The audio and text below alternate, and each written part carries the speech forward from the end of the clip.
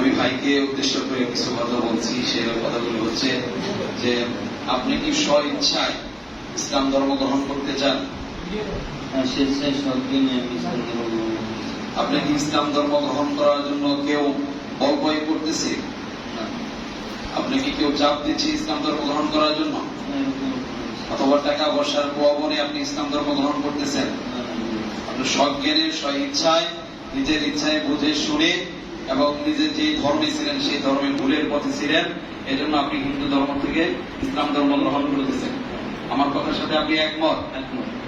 এখন আপনি আল্লাহ তাআলা এক ও অদ্বিতীয় স্বীকার করেন? আল্লাহ তাআলা প্রেরিত রাসূল মুহাম্মদুর রাসূলুল্লাহ সাল্লাল্লাহু আলাইহি ওয়াসাল্লাম তার প্রেরিত রাসূল হিসেবে মেনে নিচ্ছেন?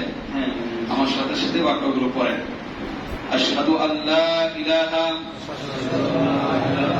ইল্লাল্লাহু ওয়া আশহাদু আন্না মুহাম্মাদান আবদুহু ওয়া রাসূলুহু। আমি মুহাম্মদ কৃষ্ণ, কি ছিল আপনার নাম? কৃষ্ণচন্দ্র শীল বলেন। আমি মোহাম্মদ না, আমি কৃষ্ণচন্দ্র শীল আগে হিন্দু ধর্ম গ্রহণ করিতাম এবং হিন্দু ধর্ম পালন করিতাম। এখন সজ্ঞানে এই সাক্ষ্য প্রদান করিতেছি যে আল্লাহ তাআলা ব্যতীত আর কোন ইলাহ নাই, একমাত্র ইবাদতের উপযুক্ত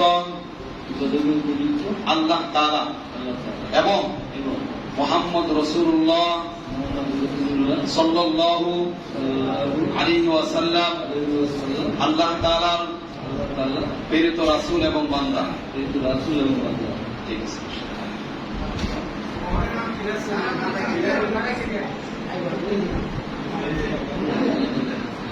আমরা কালকে আমাদের সম্মানিত সেক্রেটারি সাহেব, তার মাধ্যমে তারপরে ফারুক ভাইয়ের ছেলে এমনকি আমি সহ সরোয়ার ভাই, আমরা কালকে কোর্টে গিয়েছিলাম।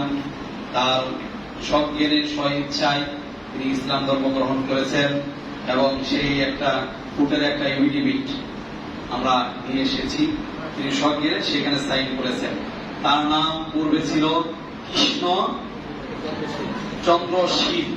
কৃষ্ণচন্দ্র শীল, পিতা তপন শীল, মাতা উষা রানী শীল।